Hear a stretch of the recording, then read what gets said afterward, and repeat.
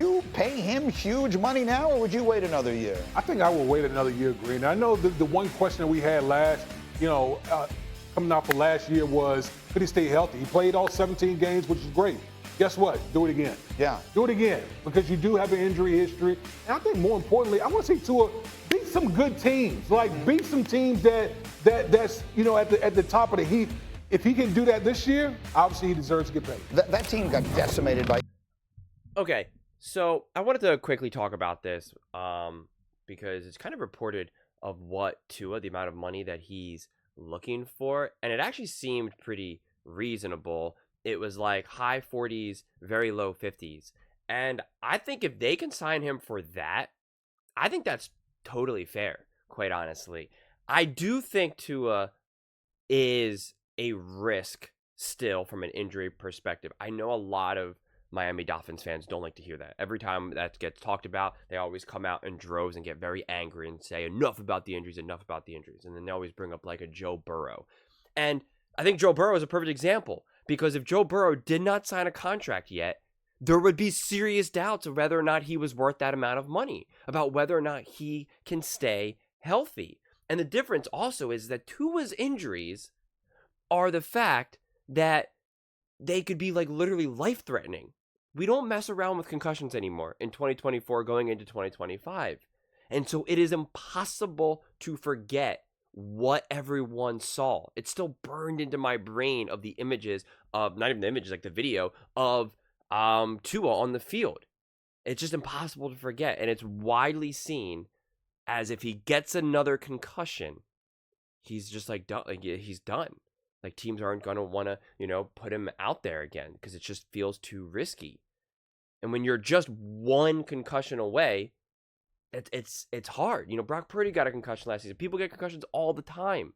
So that's what makes it feel a lot more fragile. And like I always emphasize whenever I'm making a Tua Tagovailoa video, like, I'm a huge Tua fan. I want to see Tua succeed. I want to see Tua get all the money in the world. He's the exact type of player, an exact type of person on and off the field that I want to see succeed, that I want to see him become like a face of the NFL and play for years to come. He's exactly what I think the NFL, should want to have represent them. And I think him down in Miami is perfect. And I think when the Miami Dolphins are a good team, it can make the NFL a little bit more fun, because it's obviously a fascinating market, I should say, down there. Definitely more unique than, say, like a Kansas City or a Philly or the Buffalo, right? It's just a different environment entirely. It's Miami, right? Just ask LeBron James. But I think it's so hard, because if you can get him for like $50 million a year, I think that's totally fair game, because within the next couple of years, these contracts are going to be like 65, 70. And at that point, that makes $50 million kind of like a mid-range contract.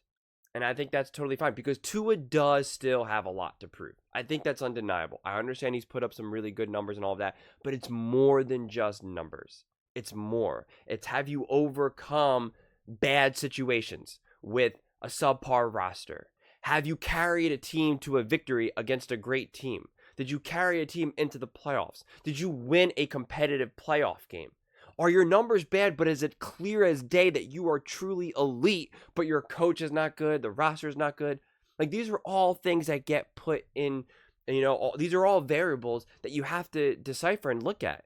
It's why someone like a Justin Herbert got paid, or a Trevor Lawrence got paid. And you can say, well, what about their stats? They didn't win playoff games or win a Super Bowl. It's like, yeah, that's true, but they showed other very, very concrete things that you can say, this gives me a sense that I believe that they are going to succeed into the future. Right or wrong, it's just what the evaluation ends up being. So Tua does still have more to prove. He needs to continue to stay healthy. He needs to ball out. He needs to be more resilient. He needs to be able to win that game, the last game of the season, the Buffalo Bills versus the Miami Dolphins.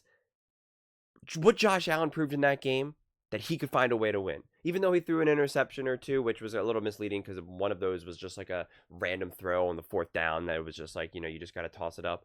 But he proved when it mattered most, he could win that game. he was able to march down the field. He was able to extend the drive. He was able to put the Buffalo Bills on his back in that moment in a gotta-have-it win, and he did it. Tua has not done that. And at the very least, he hasn't done that consistently, and especially not against a great team. Now, I know going up against the Kansas City Chiefs is a tough first round, matchup, especially in the bitter cold, but he needed to play better in that game. He needed to put his team in a better position to win that game. Not unlike what Josh Allen did against against the Kansas City Chiefs. Josh Allen, he still didn't win, but it is as clear as day. And I know Miami Dolphins fans don't want to hear someone complimenting Josh Allen, but it's as clear as day that he did everything he could to put the Buffalo Bills in a position to win. So even though they lost, you could still say, well, Josh Allen's obviously still a great quarterback. And that's why people call out Lamar Jackson, because they say Lamar Jackson didn't do enough to put the Ravens in a position to win that game. Now, I think it was more coaching for that game, but I understand the criticism thrown at Lamar Jackson. And so that's where Tua is right now. You have to be able to confidently say Tua is putting the Miami Dolphins consistently in a position to win. And when the Miami Dolphins are holding the team back, the roster, the coaches, whatever, can Tua say, all right, fine, I'll do it myself? Kind of like Thanos. I think he has a line where he's like, I'll do it myself. Obviously, no one can 100% do it themselves. Not even Mahomes, not even Brady. But there still are moments in games. There's moments in time when a quarterback, when a player does have to do that. They do have to put that team on their back. And we've seen Mahomes do it. We've seen Josh Allen do it. We've seen Jalen Hurts do it in the Super Bowl. I mean, that's why he got paid all that money. Because he had a great season, but it was also because he balled out and put the Eagles on his back in that Super Bowl. That's indisputable. Indisputable. If he didn't ball out and he played just as good as Brock Purdy, which wasn't terrible, I don't know if he's getting as much money as he got. But it was because he balled out at the highest level in the biggest moment in all of sports, and he succeeded. That's what you're waiting for Tua to be able to do. Tua needed to have that moment, even against the Chiefs. And I know it was a difficult situation with the weather and their great defense. But if he balled out, if he played really well and put up points, even if the Dolphins lost. Now, you have some haters that would still use that against him, but not me. I would still be like, Tua did everything. It was the defense that dropped the ball there, or I don't know what type of play calling that was, but Tua found a way to put the Miami Dolphins in a position to win. That's not what happened in that playoff game. So that's where that hesitation comes from. But like I said, if you can get him for like under 50 million or like 50 million, it seems like a lot of money. But I think that would be fair. And I think this season, and I'm going to be making another Miami Dolphins video for First Things First. If he continues to play as he's playing, but just gets a little bit more resilient and it feels more like the Dolphins are successful because of him, then yes, he can work his way up to that $55-60 million contract. But as of right now, right or wrong, it's the same type of reputation that Purdy gets. And honestly, even as I just praised Jalen Hurts, even what Jalen Hurts is getting outside of non-Eagles fans, where they're like, well, it was the coaching, it's the players, the rosters, it's all these other things. And if that's the case, then don't pay the quarterback, right? They say this about Dak. They're saying this about Purdy. They're saying this about Hurts. Like this isn't like a new narrative. This isn't a new thing that we do with quarterbacks. And honestly, ultimately, it's up to the quarterback to kind of rewrite that narrative. It's totally up to Tua to rewrite what people are saying. And he should have a great opportunity to do that this season. And it has to be more than just numbers. I know his numbers can be great, but it's more than that. Patrick Mahomes' numbers were not that great last season, yet he was still a great quarterback. You can't just go by numbers. But those are just my thoughts. I would absolutely love to hear yours.